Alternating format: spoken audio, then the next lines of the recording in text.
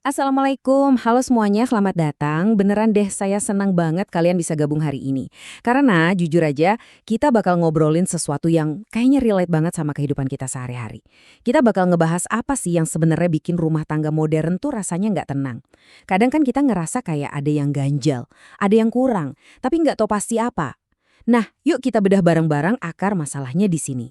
Oke, sebelum kita mulai lebih jauh, mari kita patahkan satu mitos besar. Sering dengar kan kalau banyak pernikahan itu hancur gara-gara kurang harta atau miskin? Ternyata, realitanya nggak gitu. Fakta yang kita temuin justru nunjukin kalau rumah tangga jarang banget hancur cuma karena nggak punya uang. Terus karena apa dong? Nah, masalah utamanya itu justru karena ketidaksiapan atau parahnya ketidakmauan pasangan buat hidup sesuai sama kemampuan finansial mereka yang sebenarnya.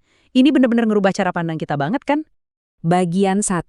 Akar masalah rumah tangga. Nah, bibit ketidaktenangan di dalam rumah ini biasanya mulai ditanam pas kita mulai sibuk ngebanding-bandingin hidup kita sama orang lain. Dari situ, kita masuk ke siklus yang toksik banget. Coba deh perhatiin. Biasanya berawal dari langkah pertama, nge-scroll media sosial, lihat postingan teman, atau sekedar ngeliat gaya hidup tetangga sebelah, tiba-tiba ngerasa, duh, aku juga harus punya tuh barang kayak gitu. Akhirnya kita masuk ke langkah kedua, memaksakan gengsi. Kita maksa keadaan cuma buat kelihatan mampu. Ujung-ujungnya, di langkah ketiga, tebakan kalian benar. Rela ngutang sana-sini demi kelihatan cukup di mata orang. Ini tuh bener-bener spiral mematikan yang pelan-pelan ngancurin kedamaian rumah tangga. Terus, ini bikin kita mikir. Coba deh kalian renungin sebentar. Sebenarnya apa sih ukuran ketenangan dalam sebuah rumah tangga itu? Di era modern yang super materialistis kayak sekarang, masyarakat kan seakan-akan ngedikte kita kalau sukses dan bahagia itu ada wujud barangnya. Tapi, emang bener standarnya kayak gitu? Jawabannya jelas banget, enggak. Ketenangan rumah tangga itu sama sekali nggak diukur dari semewah apa makanan yang terhidang di meja makan kita. Bukan juga dari segede apa rumah yang kita tempatin atau seberapa sering kita belanja barang-barang branded terbaru. Serius deh, kalau kita terus-terusan pakai ukuran itu, kita nggak bakal pernah ngerasa tenang. Jadi kuncinya ada di mana? Kedamaian pernikahan yang asli itu bertumpu pada 3 hal sederhana ini. Pertama, rasa syukur yang dalam banget atas apa yang udah kita punya sekarang. Kedua, saling memahami sama pasangan. Kita harus sadar kalau perjalanan dan rezeki tiap orang itu beda-beda. Dan yang ketiga, menerima keadaan saat ini sambil terus berusaha. Maksudnya bukan pasrah tanpa ngapa-ngapain ya, tapi kita terima realita keuangan kita hari ini tanpa ngeluh sembari terus ikhtiar buat jadi lebih baik. Bagian 2. Firman Allah tentang keinginan. Terkait hal ini, Allah berfirman, "Janganlah sekali-kali engkau tujukan pandangan matamu pada kenikmatan yang telah kami anugerahkan kepada beberapa golongan dari mereka sebagai bunga kehidupan dunia, agar kami uji mereka dengan kesenangan itu. Karunia Tuhanmu lebih baik dan lebih kekal." Ini adalah terjemahan dari surah Toha ayat 131. Pesannya dalam banget ya, kenikmatan materi yang orang lain punya itu cuma perhiasan dunia sementara. Dan yang paling penting, itu adalah ujian buat mereka.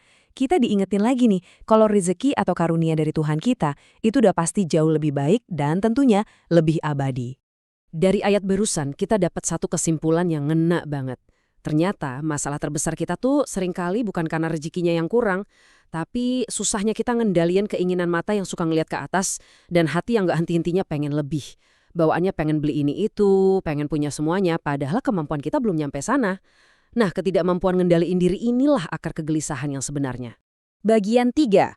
Kunci membangun rumah tangga. Nah, terus gimana dong solusinya? Tenang, mari kita bahas langkah-langkah praktis buat ngelindungin pernikahan kita dari tekanan-tekanan sosial ini.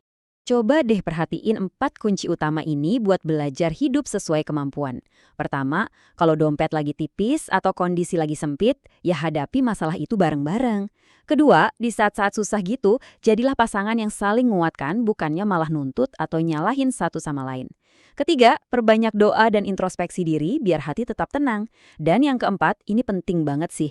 Jangan pernah malu buat hidup sederhana. Percaya deh, kesederhanaan itu bukan tanda kelemahan, justru itu bukti nyata kalau kalian punya pengendalian diri yang luar biasa. Pada akhirnya, rumah tangga yang tenang itu bukan soal pasangan yang punya segalanya. Nggak sama sekali. Ini murni soal hati yang ridho, hati yang ikhlas dan puas nerima apapun yang Allah kasih. Kalau hati udah ridho, percaya deh, berapapun rezekinya, rumah pasti bakal kerasa luas dan damai banget. Jadi, mari kita renungin. Selama ini, kita tuh lagi ngebangun kedamaian di dalam rumah tangga kita atau malah cuma sekedar ngebangun etalase buat dipamerin ke orang lain. Allahu a'lam bisyawab. Semoga konten ini bermanfaat.